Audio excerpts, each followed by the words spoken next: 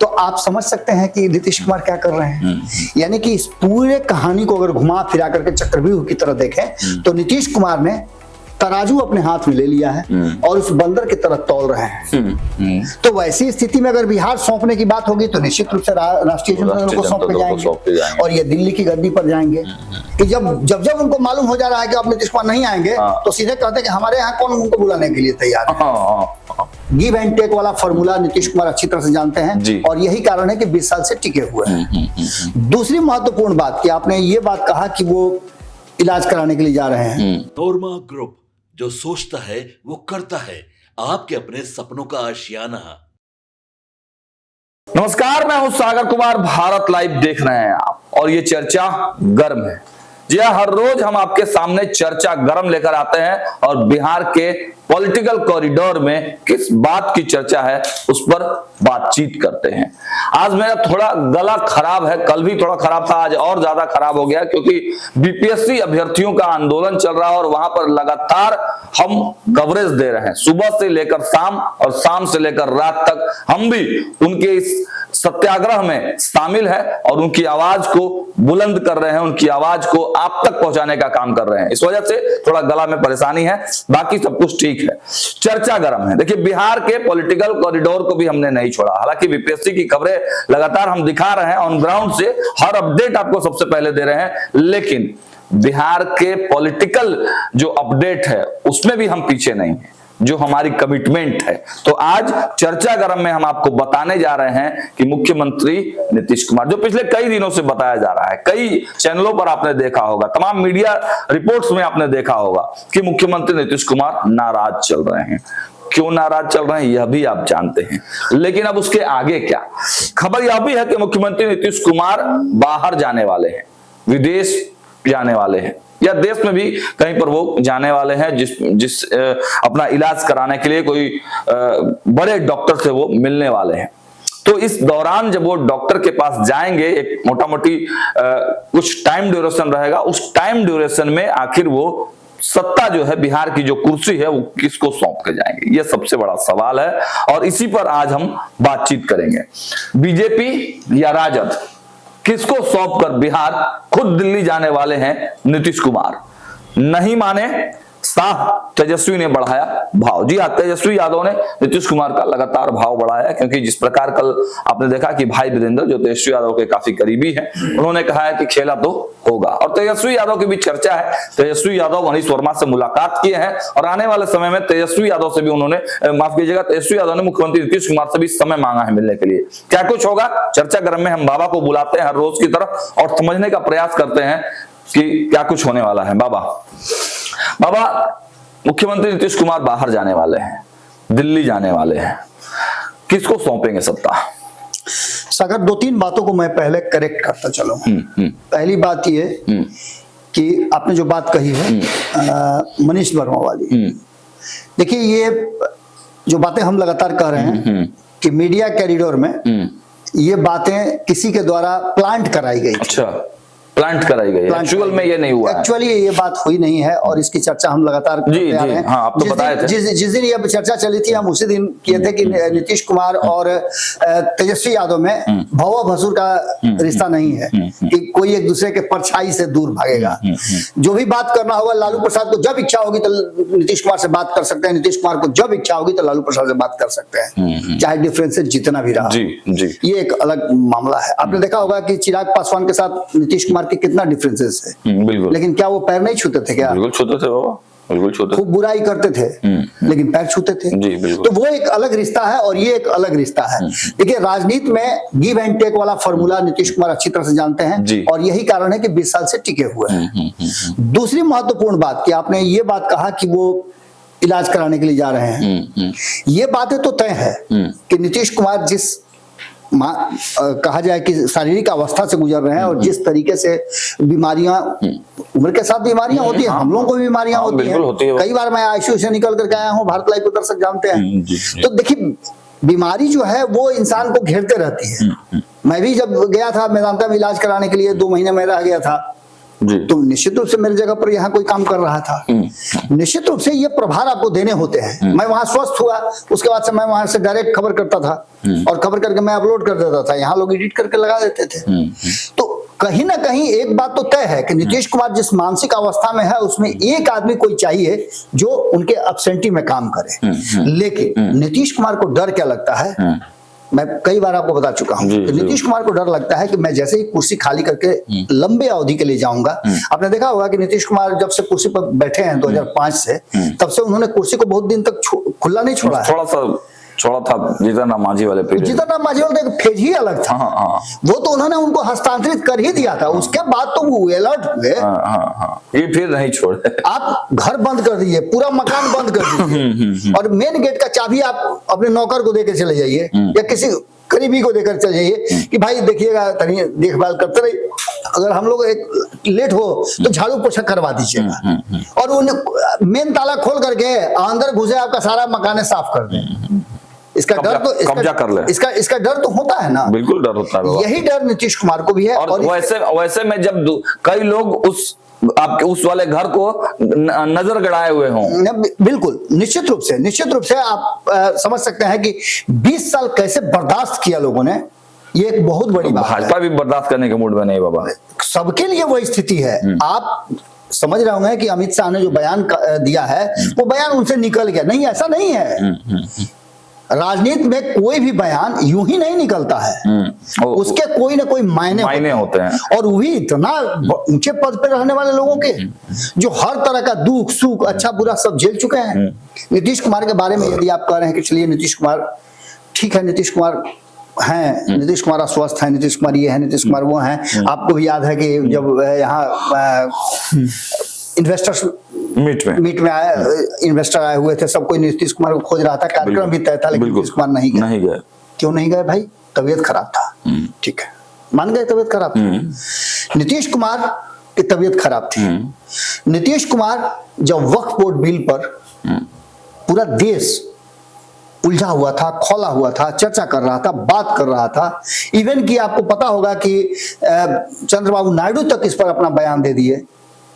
नीतीश कुमार से का कोई बयान आपने कोई बयान नहीं, एकदम चुप्पी। अब तक आप बताइए कि पिछले 3-4 महीनों में आपने कभी सुना वक्फ बोर्ड पे नीतीश कुमार का कोई बयान? बिल्कुल। नीतीश कुमार के लोगों ने बोला जरूर, लेकिन नीतीश कुमार ने उस पर वो एक भी बात बोलना उचित नहीं समझा।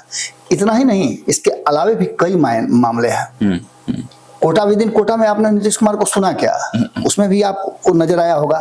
वन नेशन वन इलेक्शन में नीतीश कुमार बहुत पहले बोले थे, जब इसकी चर्चा शुरू हुई थी तब उन्होंने कहा था कि मैं इसका समर्थन करता हूं। लेकिन जब वन नेशन वन इलेक्शन वाला मामला आ गया तो नीतीश कुमार को आपने बोलते देखा है क्या? चुप है। सारे लोग बोल रहे हैं नीतीश कुमार चुप है। इसके अलावे बाबा साहेब अम्बेडकर वाला मुद्दा सामने आया, इतना बड़ा मुद्दा था जो कि कहीं ना कहीं एक नीतीश कुमार के बड़े वोट बैंक की तरफ इशारा कर रहा है। और उसके लिए चिट्ठी भी लिखी गई इनको। वो चिट्ठी वाली तो उसके दूसरे फेज की बात है। पहले फेज में बाबा साहेब अम्बेडकर अगर मान लेते हैं आपके पूर्वज हो, आप जिसको मानते हो, अगर उस पर कोई हमला करे तो आप चुप बैठिएगा क्या? बिल्कुल नहीं बाबा। आप उस बात को अच्छा या बुरा बोलिएगा नहीं, जैसे इनकी पार्टी के लोगों ने डिफेंड किया कि नहीं अमित शाह ने ऐसा कुछ भी नहीं बोला था। अमित शाह ने ये कहा था जिसका मायने ये लगाया गया, उनको बोलना चाहिए था, नहीं बोले। मामला किसका था? अमित शाह का। उसी अमित शाह का था ना जो अमित शाह कुछ दिन पहले बोले थे कि चुनाव बाद हम देख लेंगे। यानी कि यहां भी मामला उसी तरह का था। इसके बाद आप आइए जो आप बात कर रहे थे चिट्ठी वाली, केजरीवाल ने चिट्ठी लिखी। नीतीश कुमार जब गए थे केजरीवाल से मिलने के लिए, केजरीवाल ने मुलाकात की ना, ऐसा तो नहीं कहा कि नहीं हम नीतीश कुमार से नहीं मिलेंगे। नहीं, बिल्कुल मुलाकात की। वो मुलाकात ही नहीं किया, वो इंडिया गठबंधन में शामिल भी हुए नीतीश कुमार के कहने समझाने पर, जो कांग्रेस से 36 का आंकड़ा होता है। और नीतीश कुमार ने उनके चिट्ठी तक का जवाब देना उचित नहीं समझा। बिल्कुल नहीं। तो आप समझ सकते हैं कि नीतीश कुमार क्या कर रहे हैं। यानी कि इस पूरे कहानी को अगर घुमा फिरा करके चक्रव्यूह की तरह देखें तो नीतीश कुमार ने तराजू अपने हाथ में ले लिया है और उस बंदर की तरह तौल रहे हैं जो 2 बिल्लियों की रोटी की लड़ाई में सामने खड़ा है। आपको बिल्ली वाली कहानी पता है ना? जी। एक बंदर के पास 2 बिल्लियां एक रोटी के लिए लड़ती हुई, दोनों को एक साथ नजर आया, एक ने उठाया, दूसरे ने कहा कि भाई देखे तो पहले हम हैं, तो आपको देना पड़ेगा। इस बात को लेकर के कहीं ना कहीं जैसे ही वो पहुंचे बंदर के पास कि भाई देखो ये रोटी हम दोनों ने किया है, इसको जरा बराबर बराबर हम लोग में बांट दो। तय दोनों में यही हुआ कि बराबर बांट लो। तराजू पर लेकर के बंदर जो है उस रोटी का बीच से टुकड़ा किया, तो एक थोड़ा कम एक थोड़ा ज्यादा हो गया। तो जो ज्यादा हो गया उसमें से थोड़ा खा लिया तो थोड़ा ज्यादा खा लिया, तो दूसरा कम हो गया, उसमें से थोड़ा खा लिया। ऐसे खाते खाते पूरा का पूरा जो है साफ हो गया। 20 साल से नीतीश कुमार उसी तरह से कर रहे हैं। कभी इनको कहते हैं कि अरे हमारे बात तो तुम ही लोग ना, कभी इधर कहते हैं कि अरे आप लोग को कब बोले हैं भाई, हमको तो जबरदस्ती आप लोग 2020 में बना दिया, हम तो बोलबे किए थे कि आप लोग अपना बना लीजिए, हम तो बनना ही नहीं चाहते थे, हम तो बनना नहीं चाहते थे। ये सारी बातें कह करके कुर्सी से हटेंगे भी नहीं। अब जो सवाल आ गया है, जिस सवाल पर आकर के सब कुछ टिका हुआ है, वो है कि नीतीश कुमार की शारीरिक अवस्था, नीतीश कुमार की जो बीमारी वाली अवस्था है, और नीतीश कुमार का जो राजनीतिक अवस्था है, सब में कहीं ना कहीं थोड़े थोड़े कमजोर होते जा रहे हैं। और इस कमजोरी को लेकर के अब ये सवाल ही आ गया है कि नीतीश कुमार आखिर बिहार किसको सौंपेंगे। बिहार सौंपने का तात्पर्य सिर्फ बिहार में गद्दी सौंपने से नहीं है, बिहार में अपनी पार्टी का कमान सौंपने पर भी है, और अपनी लेगेसी जो लेकर के वो आए हैं 15% वोट का, वो किसको सौंपेंगे। उसके लिए आप ऊपर से नीचे तक उठा के देखिए, 1 दर्जन लोगों का नाम आपके सामने नजर आ रहा होगा, सेलुलाइट की तरह घूम रहा होगा, लेकिन उनमें से आप कोई आदमी बताइए कि जिसके हाथ में वो दे देंगे उसके बाद से पार्टी इनकी सुरक्षित रह पाएगी। कोई किसी पर भरोसा करने के लिए तैयार नहीं है। हर किसी की अपनी अपनी महत्वाकांक्षा के साथ साथ अपना अपना एक कुनबा है। आपके पास अपना घर हो, आपको आपके घर से बहुत दूर एगो रूम कहीं मिले, आप पूरे बंगला में रहते हो, वो घर कहीं मिल जाए, तो आप उसको एक्सेप्ट कीजिएगा? बिल्कुल नहीं कीजिएगा। अब बीजेपी या आरजेडी ये पेंडुलम की तरह इसी में झूल रहा है।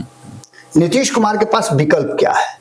आपको याद होगा कि मैंने 2-3 दिन पहले बताया था कि नीतीश कुमार के पास जो सबसे बेहतर विकल्प है, सबसे जो क्रीम विकल्प है, वो है नीतीश कुमार का इनके साथ रहना, यानी एनडीए में रहना। मतलब इनका रिटायरमेंट अच्छा से बीतेगा। बिल्कुल, अगर ये बात मैं लगातार कहता आ रहा हूँ, मैंने कई बार ये बात कही है कि अगर नीतीश कुमार को रिटायरमेंट चाहिए, गुड रिटायरमेंट चाहिए, तो इनके लिए इससे बढ़िया कुछ नहीं हो सकता है। इसलिए कि 5 साल आप एक मान के चलिए, अगर विशेष परिस्थिति नहीं होती है, विशेष परिस्थिति का मतलब जानते हैं ना, कोई ऐसा डिजास्टर नहीं हो जाता है, केंद्र में सरकारें गिर जाएगी तो फिर क्या किया जाएगा। 5 साल कोई हिला नहीं सकता है भारतीय जनता पार्टी को। 5 साल के लिए लोगों ने चुन के भेजा है, और उसको मात्र 32 से कम है। वो 32 के लिए आप जानते हैं कि वो अमित शाह के लिए कोई बड़ी चीज नहीं है, कोई बड़ी चीज नहीं है। कोई बड़ी चीज नहीं है। जब आपसे रिश्तेदारी नहीं रखना है, तलाक हो जाने के बाद आप किसके साथ शादी कीजिएगा, क्या मतलब है? तोड़ लेंगे आपको। तलाक होने के बाद तो कुछ भी हो सकता है ना, और क्या, बच्चा किसके पास रहेगा, और क्या। कोर्ट ने भी इस बात को कहा है। अब जो परिस्थितियां बनी है, उस परिस्थिति में नीतीश कुमार को यह फैसला करना है कि उनको करना क्या है। और भारतीय जनता पार्टी को डर लग रहा है कि कहीं ऐसा तो नहीं कि नीतीश कुमार के साथ कोई उधर इंटरनल सेटिंग गेटिंग हो जाए। रात में कभी चलता है कि मनीष वर्मा के पास जा रहे हैं, अब प्लांटेड भी खबरें करवाई जाती है, प्लांटेड खबरें कराई जा रही है। अब भाजपा जो है ना, उसका पूरा का पूरा जो है वो स्ट्रक्चर ही गड़बड़ा जा रहा है। तो ऐसी स्थिति में भारतीय जनता पार्टी देखिएगा कि इनको लेकर के इनके साथ घुमा रही है। आपने देखा होगा कि यात्रा में भी जब ब्रेक के बाद गए तो साथ में ही गए थे। खैर, ये सारी बातें चल ही रही है, लेकिन नीतीश कुमार के लिए 2 स्थितियां हैं। एक स्थिति तो ये है कि अगर ये राहुल गांधी आ रहे हैं पटना, बिहार आ रहे हैं, राहुल गांधी के बिहार आगमन के पीछे की रणनीति क्या है, अभी तक पूरी तरह से स्पष्ट नहीं हुई है। क्योंकि राहुल गांधी और तेजस्वी यादव के बीच, लालू यादव के बीच में आपने देखा होगा बीच में टून-टान हुआ है, नेतृत्व को लेकर।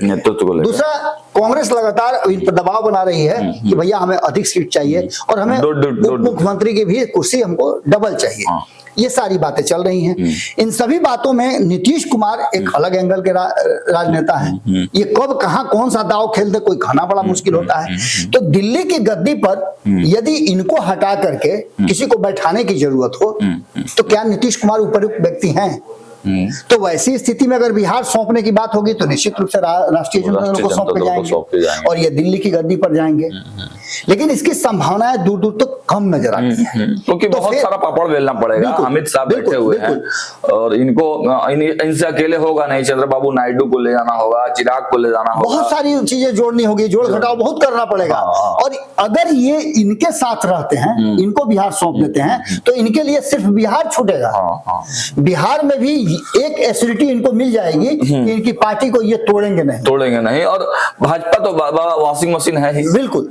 दूसरा सबसे महत्वपूर्ण बात कि यहाँ से जब दिल्ली जाएंगे बिहार सौंप करके, तो दिल्ली में इनको एक अच्छा खासा गुड रिटायरमेंट के लिए स्थान मिलेगा, पद मिलेगा, कुर्सी मिलेगा, भारत रत्न भी मिलेगा। बिल्कुल। अरे अब तो नोबेल पुरस्कार की बात होने लगी है, नोबेल पुरस्कार की बात होने लगी है। तो ऐसे स्थिति में जब नीतीश कुमार दिल्ली के लिए प्रस्थान करेंगे, तो एक बात आप मान के चलिए, उससे पहले भारतीय जनता पार्टी को एक बड़ा डिसीजन लेना पड़ेगा, और वो बड़ा डिसीजन होगा अमित शाह। अमित शाह को मनाना पड़ेगा। अच्छा। लेकिन अभी अमित शाह बिहार वाले मामले से निकलने के लिए तैयार नहीं है। बिल्कुल। क्योंकि उन्होंने एक्ट शुरू कर दिया है। आरिफ मोहम्मद खान का आना इस बात की तरफ इशारा करता है कि वो यहाँ पर एक, आप कभी कभी देखे हैं गाय, कोई मरखंडी गाय हो जाती है तो उसको क्या किया जाता है पता है ना?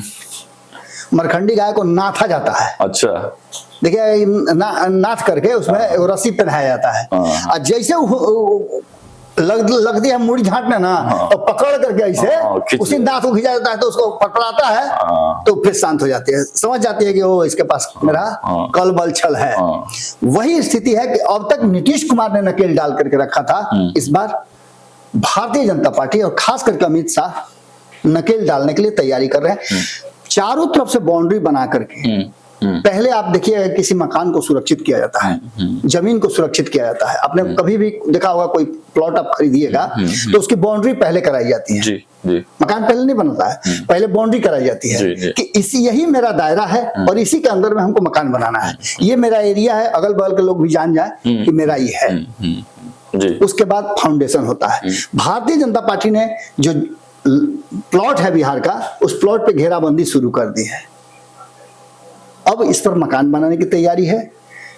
चाहे जिस स्थिति में भी हो, नीतीश कुमार को 2025 के चुनाव तक या 2025 के चुनाव के बाद नीतीश कुमार को निश्चित रूप से भारतीय जनता पार्टी वो ऑफर देगी, जिस ऑफर को लेकर के नीतीश कुमार शांत हो जाएंगे, बिहार में अपना प्रॉक्सी रखेंगे और अपने दिल्ली में जाकर के वहां से इलाज भी आसानी से हो जाएगा, सब कुछ आराम से हो जाएगा, और नीतीश कुमार शांति से भी अपना जीवन मतलब आप कह रहे हैं सर बाबा की भाजपा का सपना पूरा हो जाएगा, अटल बिहारी वाजपेयी का सपना पूरा हो निश्चित रूप से दूर दूर तक लग रहा है यही। लेकिन इसमें एक ट्विस्ट बहुत बड़ा है। अच्छा। कि अगर ये डायरेक्ट इनको सौंपते हैं तो ये दोनों फिर क्या करेंगे? ये भी बात है। ये दोनों अगर कहीं कोई बड़ा गेम प्लान रच दिए तो ये भी एक बड़ी बात है। चिराग पासवान ने तो कहा ही है कि हमको 29 में चाहिए। निश्चित रूप से आप समझिए। और इनसे ज्यादा इनके बयान पे चर्चा है बाबा, इनसे ज्यादा जो है नीतीश कुमार से ज्यादा इनसे परेशान है, बिल्कुल अंदर ही अंदर। बिल्कुल। और इसके साथ साथ जो आपका इनके नहीं मानने की बात चल रही है, तो वहीं तेजस्वी ने बढ़ाया भाव। तेजस्वी यादव दो तरफ से भाव बढ़ा रहे हैं। एक तो नीतीश कुमार को बुला करके भाव बढ़ा रहे हैं, और दूसरा कि जब उनको मालूम हो जा रहा है कि अब नीतीश कुमार नहीं आएंगे, तो सीधे कहते हैं कि हमारे यहाँ कौन उनको बुलाने के लिए तैयार है। आएंगे तो मुख्यमंत्री की कुर्सी दे के आना पड़ेगा, तो नीतीश कुमार उसके लिए तैयार होंगे नहीं। जब मुख्यमंत्री की कुर्सी देनी हो, जब भीख मांगना हो, तो चांदी के कटोरा में काहे ना, सोना के कटोरा में आएंगे। तो यहाँ क्यों जाएंगे? ये क्या दे पाएंगे? कुछ नहीं दे पाएंगे। यहाँ आएंगे तो इनको सब कुछ ये दे पाएंगे बाबा, ईडी सीबीआई दे पाएंगे। ये भी तो इधर से आया होता है। ये भी तो कहा जाता है कि इधर से इनके पास आएंगे तो ईडी सीबीआई लग जाएगा। बिल्कुल बिल्कुल, निश्चित रूप से। तो ये एक माहौल बना है, और इस माहौल में चर्चा इस बात को लेकर के गर्म है कि नीतीश कुमार जब बिहार छोड़ेंगे तो किसके हाथ में देंगे। चांस ज्यादा यही है कि नीतीश कुमार बिहार छोड़ने से पहले खूब कैलकुलेट करेंगे, जो कि कैलकुलेशन वो कर भी रहे हैं। बिल्कुल, वो कैलकुलेशन उनके पास पूरा है, और उस कैलकुलेशन के हिसाब से ही कोई फैसला लेंगे। फिर एक बार बोल के जा रहा हूं कि किसी ऐसे आदमी को बिहार सौंप के जाएंगे जो नीतीश कुमार का अपना हो, और नीतीश कुमार की लेगेसी को, उनके द्वारा जो कीर्ति किया गया है, राजनीतिक कीर्ति, संपत्ति अर्जित की गई है, राजनीतिक संपत्ति, उस संपत्ति को बरकरार रखें। सीएम भाजपा का होगा, संभावना है।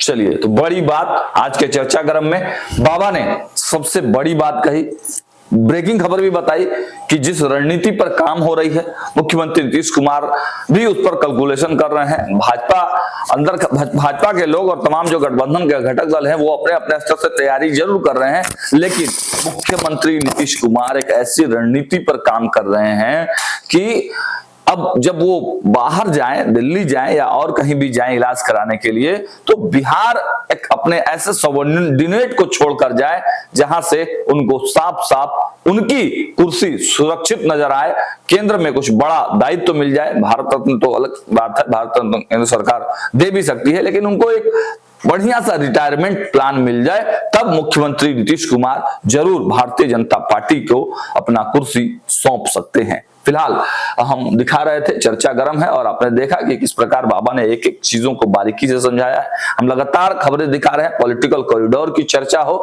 या फिर बीपीएससी अभ्यर्थी जो लगातार रात दिन डटे हुए हैं। आज उनके आंदोलन का 11वां दिन है, आज भी हम आपको ग्राउंड जीरो से खबरें दिखाएंगे। देखते रहिए भारत लाइव। बहुत बहुत धन्यवाद।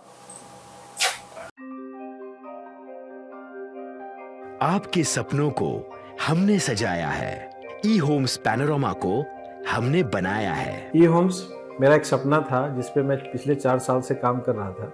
हमने जो बनाया है वो सबने है माना। ई होम्स पैनोरामा में हो आपका भी आशियाना। और फाइनली हमने 2021 में इस प्रोजेक्ट को लॉन्च किया। बहुत लोग अप्रिशिएट कर रहे हैं कि पूर्णिया जैसे शहर में, बिहार के, एक तो बिहार की बात करें उसमें भी पूर्णिया जैसे छोटे जगह में इस तरह का लाइफस्टाइल देना, ये सुन के हम लोगों को बहुत अच्छा लगता है। ई होम्स में हमने कुछ और भी किया है, जैसे हम जिस जगह में रह रहे हैं हमारे फैमिली सिक्योर हो, उनको सिक्योरिटी का ध्यान में रखा है। आपकी सुविधा और सुरक्षा आपके लिए खास है, ये आपका विश्वास है। इसमें आर्टिफिशियल इंटेलिजेंस का 7 लेयर सिक्योरिटी का हमने इस्तेमाल किया है। लस ग्रीन कैंपस को बनाया है, यदि हमारा बाउंड्री वाल है तो वो वर्टिकल गार्डन है। ये जितनी भी फैसिलिटी होता है एक इंटरनेशनल टाउनशिप में ई होम्स है, ये हम लोग विश्वास नहीं कर पा रहे हैं। जो भी हमारे मित्र दोस्त या जो भी हमारे बाहर के बाहर आते हैं तो हम लोगों को बहुत अच्छा सुनने को मिलता है और बहुत अच्छा क्रेडिट मिल रहा है। वो सारा हमने सिर्फ एक बिल्डिंग नहीं बनाया, हमें एक बहुत अच्छा लाइफस्टाइल दिया ई होम्स में, और मेरा एक सपना था जिसको मैं आज फुलफिल होते हुए देख पा रहा हूँ। ये आपका आवास है। ई होम्स पैनोरामा में अब आपका निवास है। E homes panorama, luxurious lifestyle redefined. Panorama group, जो सोचता है वो करता है। अगर ये वीडियो पसंद आई और वह बिहार के राजनीति और बिहारियत से सरोकार रखेनी तो सब्सक्राइब बटन दबा के चैनल के सब्सक्राइब कर ली। ओजे एगो घंटी बा, ओकरा बटन दबा देला से कुल सटीक और मारक खबर रुआ मुफ्त में मिल जाई। अगर रुआ पत्रकारिता के हमनी के नया प्रयोग में सहयोग कर चाहतानी तो ज्वाइन बटन दबा दी। पेटीएम नंबर नोट कर ली 9386 816 700।